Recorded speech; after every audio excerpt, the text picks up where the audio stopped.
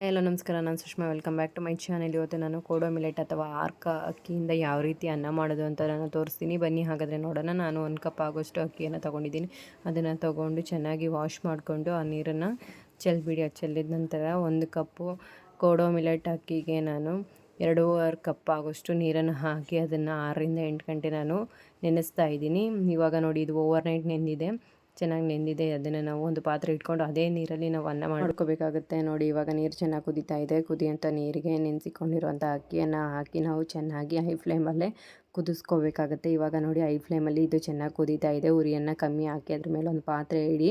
ಪಾತ್ರೆಯಲ್ಲಿ ನೀರು ತುಂಬಿಟ್ಬಿಡಿ, ನೀರು ಕೂಡ ಕೈ ಕೊಡುತ್ತೆ. ಇವಾಗ ನೋಡಿ, ಚೆನ್ನಾಗಿ 1-2 ನಿಮಿಷ ಪಂಗಿದ್ರೆ ಕೋಡೋ ಮಿಲೆಟ್ ರೈಸ್ ರೆಡಿ ಆಗುತ್ತೆ.